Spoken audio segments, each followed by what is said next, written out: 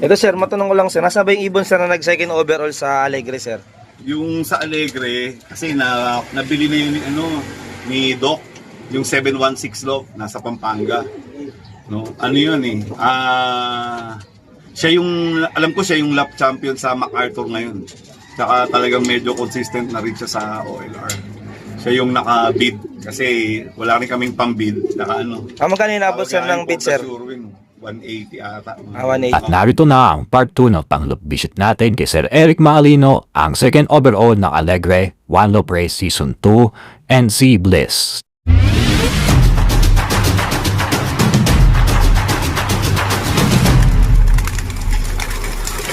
Yan, ito yung MacArthur special ko pala. Ito pala, sorry. Ito Yan sir. yung mga collection ko dahil gustong-gusto ko magkaroon din ng yan yung mga nagmamatsura na araw lang. Yung mga lalaki muna yung nandito kasi alternate yan every 2 weeks. Kung yung tinanong mo kanina sa ibabaw ng bubong, yun yung mga babae. Pero ito yung mga lalaking cock. Yan, ito yung mga, ayan, kagaya niyan. Ito yung kapatid ng Solo. Sa history Solo. MacArthur ng Tarlac, Solo MacArthur ng Nueva Ecija. Pip MacArthur si El Nido, yun galing sa akin kay Sir Dante. Yan, D-Force, Dante Marmol. Yan, D-Force, yan, Lop, yan. Siya yung, yung Pip MacArthur sa third overall Supra Challenge. Yan, sila, yun yung kapatid yun, ni El Nido. Yan, kaduplicate ni El Nido. Yan, yung naglabas ng... Yung nasa sir, baba na blue bar sir. Oo, yan, yung pearl eye na yan. Yun. Tapos yung iba yan kay paring Mike, yung tracker niya rin ng MacArthur. Tapos yung rin ako nila paring Anton, yung 8th place invitational MacArthur nila inbred. Yan ang concentration ko ngayon kasi sila Suki kasi. Shout out sa inyo. Yun yung mga namin. Kumbaga, yun din yung mga target namin na na kasi parang doon nakatutok lahat eh kapag yung panahon ng mga once a year lang kasi yan eh. Hindi kagaya ng regular na derby, north, south, summer. Yung mga once a year lang yan, yung Alegre, saka yung National MacArthur. Kaya siguro sa mga veteran, yan ang mga target namin. Hindi ko rin masabi sa iba. Pero kanya-kanya talagang passion lang yan ang target. Kaya, Pero ngayon sir, open case sir kung sakaling may bibili rito para meron naman, kagaya nitong mga ito kagaya niyan. Kasi dapat may biglang parang naglambing yung yung asawa ni Sir Jesmark. May pinatayong building. Kaya dapat mga pang-send namin yan sa Kalapatid tsaka sa BBC OLR. Ina-out ko na lang muna kasi hindi na namin may entry dahil may ibang priority muna. Sabi ko nandyan lang naman yung mga ibon. Kung hindi aabot, kung biglang magka-budget, papadala. Malayo-layo pa naman eh. Pero yan, mga nakaantabay din yan, may mga inquiry yan. Kaya yan, thank you sa iyo, Cube. Kasi nagdag points. pwede rin kayo sa pasok-sok sir, kanya magpapasoksok. Oo, ngayon may mga pasok-sok. Mga confidential lang, pero mga tip ko, 2 PHA player. Yan. Kaya hindi lang tayo masyadong masinungaling. Madaldal lang tayo, pero yan yung mga Tsaka yan, sa mga OLR. Kaya yan, tsaka kasi hindi, next year kasi parang south na lang talaga yung tatargeting ko. Kaya sabi ko nga MacArthur lang yung loft ko.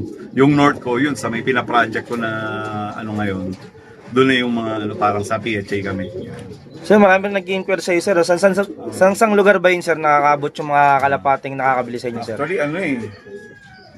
kung yung OA ko, meron sa Tawi-Tawi. Ewan ko lang kung talaga sa Tawi-Tawi dadalhin. Kasi pero nakita lang kami rito, sila, mga Muslim sila.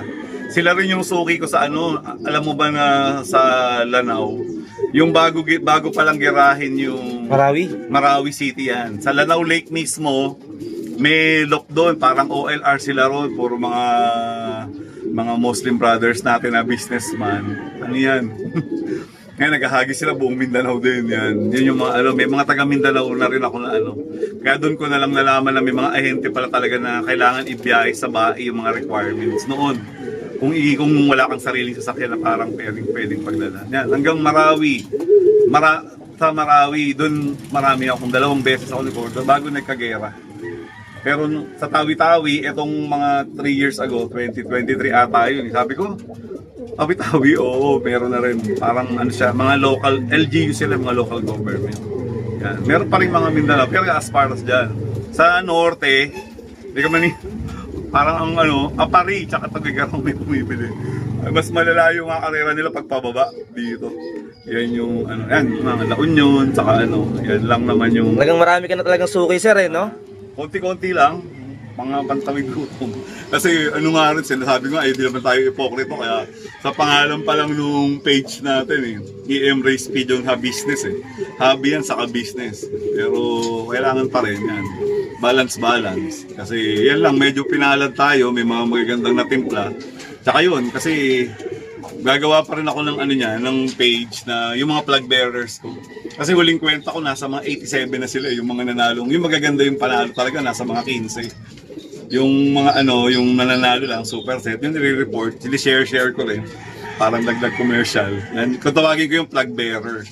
Yan, so far na yun, parang wala pa naman gumagaya sa ganung salita na flag bearer. Kaya yan, yung nananalo, tinatawag ko silang flag bearer.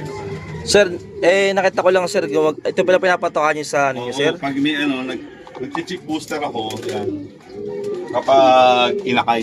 Pag may inakay, oo. Hanggang sa, yan, pag mga may kulay-kulay na, yan, aalisin ko na yan. Pero bagong pisa, pero hindi ako nagpe-pellet, yan lang. Yan, natutunan ko lang yun kay paring Dindo. Kasi yan, may gatas daw yung chick booster. Saka, pero pag laki, wala na, hindi na rin ako nagpe-pellet. Pero normal sa akin talaga binder. Yan, brewer cheese. Ito. Yan. Binder ko, honey. Yan. Pag wala Honey talaga, sir. Oo, yan. Yung mga honey na ano. Ito kasi, marami kasi akong sponsor. Pero bihira ko lang gamitin. Yan, sa mga breeding, ginagamit ko. Pero sa karera, hindi. Yan, yung mga, ano, marami ko to. Yung mga, kasi yung partner ko na nasa, yung seaman, pag napunta siya ng Europe, yan. Pero ngayon, talagang yung napansin kong malakas. Ito. Kaso lang, parang kino-commercial ko to. Parang dito ako ngayon nalakasan. Ayan. Parang Ay, dati- ganyan din ginagamit ng ano Sa mga natin. big loop ko lang to dati na dahil ang mahal niya. Ayan. Oo, pero ngayon, nung ginamit ko yan, talagang malaki rin yung kaibahan. Anong ano yan, sir? Anong ano yan? Akin kasi, ano yan parang sa derby proper siya sa ano. Ano Hindi ko pangalan alam niya, sir? yung Ano niya Dragis, o kaya Dragis ang basa Ayan, nila. mga kadaver gods. Ito ginagamit ni Sir Eric. Ngayon, sir, Parang- ginagamit pa rin yan, sir. Oo, parang 55 ata, depende. Minsan 60 pa isa yan. Kaya medyo mahal siya. Pero nakita ko talaga yung diferensya. Kasi yung, sabi ko nga di ba dati, kung mag-experiment ka ng ibon, yun yung mga cut-off mo na, yung umuuwi pero kulang lang sa ano, kaya minsan kung saan-saan napapadpad, baka mahina yung homing, kaya mahina yung ibon. Yan, tinesting ko yan sa regular ko dati kasi ako lang naman ako, B-complex lang talaga ako. Ginamit mo, sir? Oo, brewer's yeast na powder, binder, yan. Saka B-complex. Pero ito lahat mga sponsor to. Ito, malakas din to sabi nila, pero hindi ko masyadong yung aviform. Yun, mga kadaver Pero gods. natural lang, natural. So, sa mga hindi nakakaalam, matagal ko nang naibablog to si Sir Eric. Oo, yan. Thank you. Yung panong pandemic pa, no, sir? Oo, yan. Thank you. Maaaring Kasi- yung balikan yung mga videos namin noon. Oo, yan. Kaso nga lang sa isang account ko yun, sa isang account natin. Ito, sa ngayong account natin itong bago, Puno na first time ata nyo lang mapanood to si Sir. Oh, puno na ata no? Hindi, nagka-problema yung channel ko doon, hindi ko pa naayos. Kaya yung ibang tataka, ba't gumawa pa ni bago? Yan. Yan. Yung dati talaga yan, thankful talaga ako kay Cute kasi sa mga unang bisita nila, cool, enjoy lang kami noon. Pero nung mas yung critical, nung nagkasakit ako, yan, talagang point na talaga na... Parang 50-50 ka nun, Sir, no? Oo, halos si 30, ano na nga Oo, tsaka talagang kahit ako sa sarili ko parang mag-goodbye na ako. Ano yun, pandemic yun, talagang bingo ako noong 2020 yun na yan. Halos ito na rin ako sa ibon, yan. Kilampain din ako Qud ka, ang dami rin kumulong, ang dami rin nakakuha. Yun, back report din ngayon, yung mga nakakuha nanalo, binibilang ko nga sila Yung iba, hindi naman pinapabayaran. Yung nagre-request ako kasi may mga special silang panalo. Mga yan, sa mga dulo, sa mga Tacloban champions, mga national winner. Ganoon naman ako kasi yan lang ang ano. Kapag hindi mo pinagdamot na nanalo sila hindi ka rin naman nila kadalasan pagdadamutan ng ano. Halos lahat ng ibon mo nun, Sir, nabenta mo nun, Sir. Halos lahat ba nun, Sir? Itong batch na sinasabi ko sa'yo, yung mga Cuadro de Alas, yung bagong generation na yan na yung mga ano, parang hindi sila nabili kasi sila yung mga parang uhugi nun, mga basang sisiw lang sila sa sulok. Puro inakay, yung mga breeder ko nun, out talaga lahat, pinakyaw ng taga Pampanga. Yan, kaso lang medyo mga confidential yung kanilang ano, yung nagre-request sila ng confidentiality ka, re-respetuhin natin yun. Pero sila yung mga pumakyaw na taga Nueva Ecija, yan, nilote niyan lote yung lahat ng winner, pati ano. Kaya puro inakay na inbred. Diyan lang uli ako nagsimula sa generation ng mga inakay na inbred. Pati yan, yung mga kumpare. Yan, pati sila Sir Dennis, binigyan ako niyan. Pero talagang minsan, hiyang-hiyang siguro. Parang yung lumang ibon ko pa rin, pati yung mga kiparing din doon na ano, doon lang ako nahiyang. Sa ano, yung mga OLR birds, yan, yung talagang luma ko pa na 1991 pa, yung mga bird of the year pa ni Mang Pong. Yan, may mga pasok na ng Super Blue, yung mga Vandenbroek. Yan talagang ano, yan ang umiikot. Sir, pwede mo ba kaming bigyan ng tip sa pagbe-breed? Kasi ikaw parang Yan. ano kasi master ka na sa pagbe-breed, sir eh. Yan ang pinakamahalaga. Buti na banggit mo sa OLR, yan ang must. Kumbaga, yan ang must. Mas talo pa ng minsan ng magaling na breed ang magaling na lahi. Ibig sabihin, kung talagang solid yung breeding mo, ganun ka kametikuloso, ganun ka ingat sa breeding. Kasi sa OLR, pantay-pantay dyan. Walang subo, walang recovery, walang ano, mula inakay hanggang sa ano, walang oral dyan. Talagang lahat, ano, puro lahat. Kung gusto mong malakas ka kumain, saka ano. Yan, yan ang tekniko dyan, na para mabigyan ko lang kayo ng tip. Talagang sa breeder, talagang palakasin nyo. Yung typical na 4 lang naman na major yan sa breeder, bukod sa linis, bukod sa paligo, at sa pampurga. Ang mahalaga dyan, yan, yung anti-respiratory. Marami namang klase yung mga anti-respiratory na yan. Pero ako mga dewert products ako. Yan, yung mga Ornicure, Orni Special, yan. Tapos, pagkatapos ng anti-respiratory, yan, mga anti-cancer, yan muna. Tapos yung antivirus o kaya bacteria o kaya viral, yan na yung mga 4-in-1, saka yung Parastop. Bago talaga bago mo pagandahin yung similya nung ano. Kasi after noon, 3 days yan. Sa akin, 3 to 5 days. Depende sa tansya ko. Tapos, after nan, yun na, ibuboost mo na sila ng mga vitamins, tsaka mga shell grit, tsaka yung mga probiotics. Yan. Pero, ang isang instant talaga dyan, yan yung babad na pagkain. Para mapalakas mo yung inakay mo, yan. Nasa tamang panahon. Kung kailangan mo silang... Ako kasi na-effective ako rito, nakita ko yung sustansya na ano, kasi minsan kapag bata rin masyado, pag puro solid, para minsan may sumisirit din yung ano, medyo stricto ko rin eh. Nakapag sa akin, pag nagpalit ako ng ano, may medyo basa, tinecheck ko kagad yung mga pusod o yung mga status nila, nagre-reject kagad ako. Paano ba malaman yun sa pusod, sir? Hindi, pag yung nakaalsa ng malala yung pusod, medyo hindi, sabi at sa aking experience, talagang may ano na rin. Yung pag talagang umabot siya ng halos kalahating 1/2 centimeter, hindi na-approve yun. Hanggat maaari flat, o kaya may konting bukol lang. Yung parang binulutong lang yung puwet. Yun yung pusod. Tapos yan na, yung pag nakita mong 2-3 araw na sunod-sunod na basa yung pasok nila, yan, either na madamot yung breeder sa pagsubo, o kaya kulang ka na sa mga sa mga grits saka mga minerals. Yan. Ito yan, grits minerals ko. Halo ito eh. Pag ako naghahalo, 2 kilo lang Taiwan soil, 1 kilo lang redstone, saka 1 kilo lang shell grits. Tapos sinaanuhan ko ng pink mineral pampabango lang sa breeder. Yan lang, wala akong ano. Basta babad yan, babad sa grits, babad sa ano. Ito inaabot na ng gabi pero kasi nakataob. Yan, tapos ano na. Yan, tsaka 3 times a day.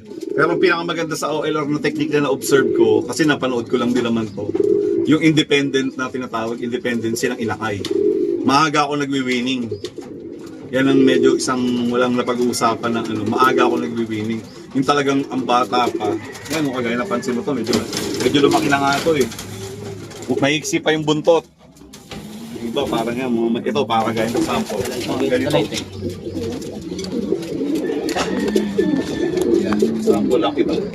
Yan, ganyan pa lang. Yung iba kasi dati, pag sa racer, kailangan complete yung underwing bago mag-winning. Pero sa sa OLR birds ko, hindi ko ano yan. Kahit mga ganyan pakaliit, Iwalay mo na yun, sir. inaawat ko na. Tinutulungan ko na sila maging independent na makikipagbakbakan na malakas kumain. Kasi sa OLR, daan na ibon yan. Pag dala mo rin kaya yung iba na kakal din o nare-reject. Kasi sa daan na ibon, yung iba mas mature, yung iba mas bata. Eh pag mahina-hina sa mabilisang kain yung inakay mo, baka 1 tuka ng inakay mo, 5 tuka na ng mga mas mature na ibon. Kahit kung miski maliliit ito, pag talagang nagugutom yan, ang bibilis na rin kumain yan. Yan yung saka yan, vaccine. Kahit nagbabaksin sila ron, napakahalaga ng vaccine sa akin. Ako lang, 20 plus years ko na, year 2000 pa ako. Yung P201 lang talaga noong unang panahon pa yan. Hindi ko masyadong inaano yung mga, hindi pa ako nakaka-testing yung mga bago ngayon. Yung mga 4-in-1, mga basta mga ganoon, di ba? Yung mga 3-in-1 vaccine. Ako P201 lang kasi parang may halong booster na yan. Pero primary target niyan, yung Paramyxovir. Kasi sa Paramyxo nanganganak yan. Kumbaga parang kung re-reviewin mo, sa review ko sa Science, sa libro, yung mga rotavirus, adeno, yung mga salmo, mga lang yan, subordinate lang yan ng general na virus, si Paramyxo. Kapag si Paramyxo ang una mo na control, minor na lang yung iba na yan. Kaya yun ang nagiging problema ng iba, yung kagaya ng impacto na sumusugod, yung iba nga parang takot pa magpaakyat ng Pero kapag vaccinated ibon mo, hindi ka matatakot na yung pag, di ba yung iba parang ayaw baka may dalang baka carrier. Yan. Hindi naman masyadong nagiging carrier yung tao ng virus. Medyo na-OA lang sa iba. Pero yung sa OLR na matitip ko para malakas. Kasi minsan magugulat ka kung kahit talagang kung ma-observe mo, maganda talaga yung pantay-pantay na laban na kasi sa derby, yung mga veterans lamang na yan kapag mga malayuan na. May mga secret, secret potion yan, may mga secret na technique. Pero doon sa OLR, walang technique, bahala sila dyan kung natural independent sila na magaling yung kalapate mismo, yung character nila na magaling na mag-self-recover. Yan pa pala yan. May mga bloodline kasi na talaga. Sa na-observe ko Ang word dati ni Mang Tom tsaka ni Vicente user-friendly. Ibig sabihin, kahit sino yung gumamit, kahit pa paano na ipapanalo. Kasi merong iba talaga na kumbaga high maintenance na bloodline. Ang ibig sabihin ko na high maintenance, parang sa Big Lock, spoiled yan. Proper yung lahat ng sistema, lahat ng Pero pag nag-alaga ng ordinary lang na hindi na kayang i-meet yung sinusupply ng mga big lock, hindi rin napapakilos yung bloodline. Kaya may natural talaga na yung tawagin nga nila yun noon hanggang ngayon, user-friendly na yung bloodline kahit sino yung napapakilos yung kahit hindi magaling yung player kasi kadalasan niya pag bloodline na lalo pag malalayo na palakasin mo na lang mayroon talagang ang mga lamang natin dyan yan pag tayo mga recovery. Kasi yung iba, kaagad parang magyayabang pa. Sa akin nga, wala akong bago-bago ng pagkain Kadating pa niyan, yung malalaki pa kinakain Dati ganun ako. Pero nung nalaman ko na nagde-deteriorate pala yung ibon, kapag hindi tayo marunong